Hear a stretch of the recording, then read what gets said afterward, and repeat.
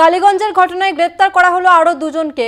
গ্রেপ্তার ঘটনার মূল অভিযুক্ত গাওয়াল শেখ ও তার ছেলে বিমল শেখ। বর্ধমানের কাটোয়া থেকে গ্রেপ্তার করে দুজনকে ঘটনায় এখনো পর্যন্ত 9 জনকে গ্রেপ্তার করেছে পুলিশ। আমরা আরো বিস্তারিত জানবো। আমাদের সঙ্গে ফোন লাইনে রয়েছে প্রতিনিধি সন্তু সাহা। সন্তু, কি জানা যাচ্ছে? দেখো, কালীগঞ্জের ঘটনায় গতকাল সন্ধ্যায় দুজনকে গ্রেপ্তার করা হয়, রাতে আরো দুজনকে গ্রেপ্তার করে পুলিশ।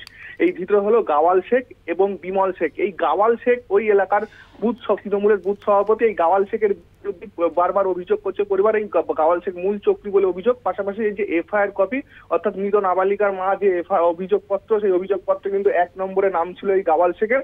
এই নিয়ে গতকাল রাতে দুজনকে গ্রেপ্তার, তাদেরকে আমরা যেমন জানিয়েছিলাম গতকাল সন্ধ্যায় প্রথমে দুজনকে গ্রেপ্তার করা হয়। সন্ধ্যায় দুজনকে গ্রেপ্তারের পর তাদেরকে জিজ্ঞাসাবাদ করে এই ধৃত গাওয়াল শেখের খোঁজ মেলে। পূর্ব বর্ধমানের কাটোয়া থেকে এই গাওয়াল শেখ এবং এই হাবিবুল শেখ, বিমল শেখ দুজনকে গ্রেপ্তার করা হয়। এই যে বিমল শেখ এবং গাওয়াল শেখকে গ্রেপ্তার, এই নিয়ে মোট 9 জনকে গ্রেপ্তার করলো। যেটা আমরা বলছিলাম যে এই গাওয়াল শেখ কিন্তু বারবার গাওয়াল শেখের বিরুদ্ধে পরিবার অভিযোগ তুলছিল যে এই গাওয়াল শেখই মূল চক্রী, অর্থাৎ এই যে বুথ সভাপতি তার বিরুদ্ধে মূল ঘটনার চক্রী বলে অভিযোগ তোলা হয়েছিল। তাকে গ্রেপ্তার করলো। আজ তাদেরকে কৃষ্ণনগর জেলা আদালতে তোলা হবে। পুলিশ সূত্রে আমরা যে জানতে পারছি 7 দিনের পুলিশ হেফাজতে নেওয়া আবেদন করা হবে।